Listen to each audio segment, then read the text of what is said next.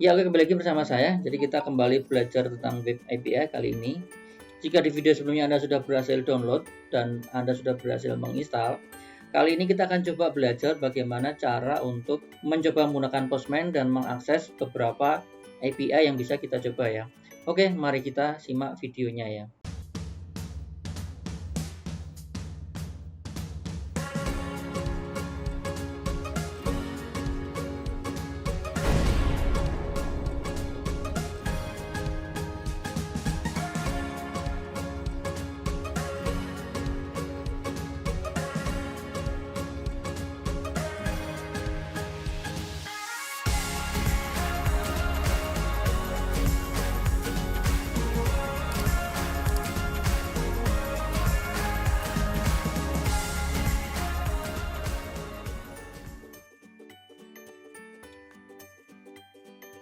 Jadi di sini kita akan coba belajar bahwa di sini kita akan coba belajar menggunakan Postman ya. Kita akan menggunakan Postman.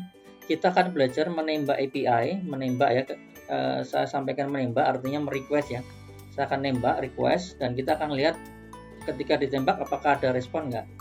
Nah, kali ini yang kita belajar menembak dari web API buatan orang lain ya. Terutama ini sebenarnya sudah ada orang-orang baik, orang-orang yang menyediakan untuk bagi kita yang pengen belajar tentang API ya. Oke, contohnya di sini ya. Ya, di sini ya, dummy restapexample.com. Nah, di contoh ini akan diberikan lengkap bagaimana cara mengakses API dalam berbagai metode ya. Oke, mari kita coba aja langsung. Kita kunjungi dulu websitenya. Kita akan belajar mengakses atau menembak sebuah web API ya. Ya, oke, ini contoh website yang memberikan API secara gratis buat Anda latihan.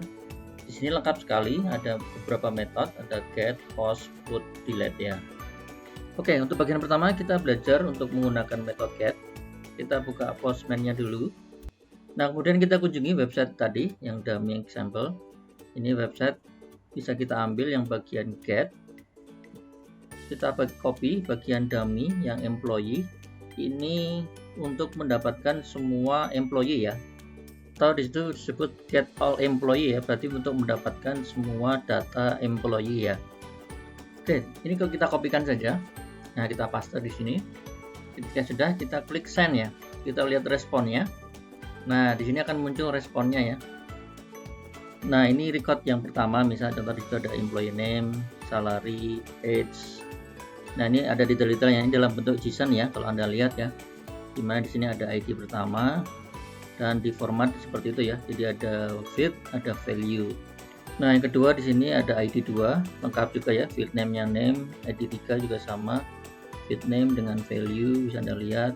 Ini ID keempat, kelima, keenam, 7, 9. Tadi karena all ya, jadi ini dimunculkan semua sampai semua datanya diambil, yaitu kurang lebih di sini ada sekitar 24 data ya. Ya, bagian kedua kita belajar menggunakan get, tetapi bukan get all ya kayak yang tadi. Kita get untuk yang menggunakan ID saja. Nah, seperti biasa Anda buka Postman-nya, kita buat request baru. Nah, seperti biasa diisikan nama request-nya, kemudian deskripsinya, kemudian mau disimpan di collection yang mana. Nah, kalau sudah kita save ya. Kita save. Nah, kita siap untuk memasukkan entry yang baru. Kita buka dulu ininya untuk yang bagian 2. Ini yang nomor 2 ya, kita copy dulu. Kemudian kita paste di sini. Dan setelah dipaste kita coba run. Nah, inilah hasilnya. Di sini responnya hanya single ya, hanya satu, yaitu ini ID yang pertama ya. Jadi lihat ID pertama dengan nama Tiger. Oke, selanjutnya kita bisa rubah ID-nya menjadi 3. Di sini kita coba run dan kita lihat hasilnya. Dan terlihat bahwa di sini ID-nya berubah ya, jadi ID 3 dengan nama seperti situ. Salary sekian, umur sekian ya. Kurang lebih seperti itu. Oke, kita coba lagi dengan ID 5. Kita lihat hasilnya apakah berubah juga. Dan ternyata berubah juga ya. Di sini namanya juga sudah berubah. ID-nya berubah, yaitu di sini adalah Airi ya. Oke. Kita coba dengan angka yang sangat besar. 101. Nah, kebetulan di sini hasilnya 0 ya. karena 101 tidak ada dalam database ya. Tadi kan Anda lihat maksimal hanya 24 ya. Atau kita coba 25. Nah, sama ya, 25 juga masih 0 ya. Oke, dengan ID 25. Oke.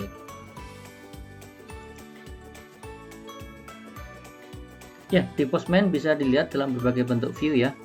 Jadi nanti bisa Anda lihat di outputnya, bisa Anda cek dalam berbagai view ya. Nah, contoh yang di sini, ini adalah contoh output dalam bentuk JSON. Kalau ini saya rubah dalam bentuk raw seperti ini. Kalau ini saya kembalikan lagi ke pretty ya. Jadi tampilannya lebih cantik ya, lebih bagus ya. Kemudian di sini ada variabel, yaitu variabel respon code-nya atau statusnya sukses ya. Kemudian ada data, kemudian ada message tambahan. Nah, ini saya contohkan kalau dengan data yang ada datanya ya. Saya beri nilai 6. Nah, ini ada feed datanya. Dalam data ada beberapa value di dalamnya ya. Dalam value ada ID, employee name, employee salary, employee age, ada profile image dan seterusnya. Dan setiap data ada feed dan ada value-nya ya. Ada feed name dan ada value-nya. Dan ini saya ulang lagi ya. Ini salah satu bentuk sebuah JSON. Jadi bentuknya seperti itu, ada kurung tegak, ada kurung awal. Kemudian di situ ada labelnya atau fieldnya, kemudian juga di situ ada value-nya ya. Jadi dikasih kutip label titik 2 baru value-nya ya. Jadi kurang lebih nanti cara membacanya seperti itu ya. Nah, oke, selanjutnya kita belajar metode post ya. Jadi post ini nanti untuk meng-create atau memasukkan data yang baru ya. Kita kembali ke tutorial ini. Nah, di bagian ini ada bagaimana cara membuat tutorial untuk create post ya. Nah, ini ada detailnya, ini harus Anda baca dulu. Di bagian detail ini menjelaskan tentang parameter-parameter apa yang perlu dimasukkan agar proses post ini bisa berjalan dengan baik ya. Oke, kita coba aja. Kita kopikan dulu ininya, nama rutenya atau metodenya, kita copy. Kita masukkan ke dalam Postman dan ya di sini perlu Anda perhatikan di bagian get-nya harus Anda ganti post dulu ya. Kemudian di sini ada beberapa inputan. Nah, ini yang paling penting di bagian body karena parameternya mau kita lempar menggunakan di dalam body ya. Dan kita pilih di sini form data. Sebagai contoh di sini kita isi dulu hanya pengen menambahkan data by name dulu ya. Feed name-nya dulu ditambahkan, kita kirimkan. Dan hasilnya sukses ya. Di sini terlihat bahwa data sukses terkirim ya. Nah, oke, di contoh ini meskipun ini sudah berhasil insert, cuma contoh yang saya coba di sini ini nggak bisa dilihat hasilnya ya. Jadi ketika nanti Anda get view dengan ID ini mungkin tidak akan kelihatan ya. Jadi ini hanya contoh untuk ketika create dan create-nya sudah berhasil ya. Ya, mungkin nanti Anda bertanya, tadi kenapa feed yang dimasukkan cuma satu saja ya? Memang betul ya, tadi hanya contoh untuk satu data saja ya. Nah, kali ini kita akan coba menginput feed-feed yang lain ya. Contoh misalnya memasukkan salary, memasukkan umur, age, dan seterusnya ya. Oke, kita coba ya. Oke, di sini kita contohkan memasukkan salary dan age-nya dalam string ya, 2.034 tahun dan seterusnya. Cuma nanti ini kalau kebetulan contoh yang ini ketika digunakan string ternyata error ya seperti ini ya. Dan di sini kita harus mengubah nilainya menjadi dalam bentuk number aja ya.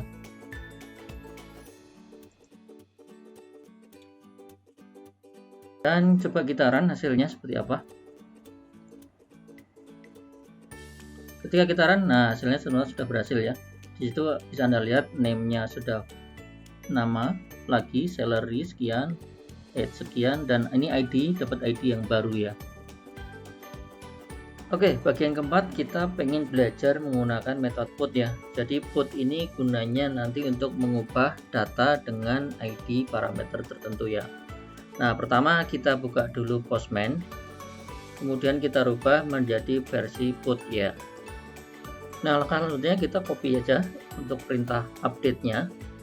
Jadi perhatikan di sini update-nya adalah update ID yang 21. Jadi ada parameter tambahan 21 ya. Jadi harus Anda lihat bahwa ini sebenarnya pengen update data di ID 21 ya. Kemudian di sini saya pengen ubah, misalnya contoh yang pengen saya ubah adalah namanya ya. Nama yang baru contoh di sini ya. Dan di sini hasilnya memang karena ini contoh latihan, memang dibilang sudah berhasil, tetapi data-datanya tidak terupdate ya sebenarnya ya. Jadi ini hanya untuk latihan aja untuk menunjukkan bahwa proses updating dengan put sudah berhasil. Ya, di bagian terakhir kita belajar tentang delete. Jadi delete ini fungsinya untuk menghapus data. Perhatikan juga di sini kita pengen menghapus data dengan ID atau parameter yang mana ya. Parameternya harus Anda pastikan itu parameter yang mana. Oke, kita ambil dari contoh yang ini, kita copy paste dulu ya. Di sini ID-nya Anda perhatikan berapa? 2 ya. Kita paste di sini 2. Dan jangan lupa di sini metodenya Anda rubah menjadi delete ya. Oke, kita coba menggunakan ID 2. Kita coba running di sini. Dan hasilnya gagal ya. Nah, di sini memang kurang lebih seperti itu ya. Ya, karena ini contoh dengan ID 2 sebenarnya tidak berhasil ya, karena memang tidak diizinkan ya. Ini karena contoh saja ya, contoh yang versi ini memang tidak mengizinkan menghapus yang ID 2 ya. Kita coba dengan ID yang tadi sudah kita create, tadi contoh yang ini ya. Nah, ini coba kita ambil yang tadi berhasil kita create. Nah, ini coba kita run, kita ganti ID-nya ya. Nah, kita ganti dengan ini. Coba ini kita run dan kita lihat hasilnya. Dan di sini ternyata menghapus sudah berhasil ya. Jadi di sini Anda sudah bisa merun metode untuk request delete ya.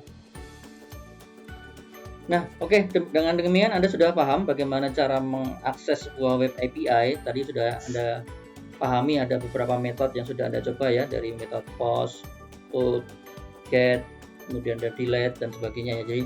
Jadi beberapa metode dasar di dalam RES atau REST itu sudah Anda coba ya. Jadi sebenarnya Anda sudah mulai paham bagaimana mengakses web API ya.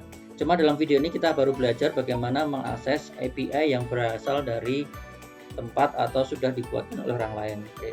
Nanti di video selanjutnya kita akan belajar bagaimana mencoba membuat API yang sendiri ya, bagian sini ya. Karena tadi kita sudah belajar bagaimana cara mengakses. Nah, sekarang kita belajar bagaimana cara membuat API kita sendiri ya. Oke, sampai jumpa di video selanjutnya.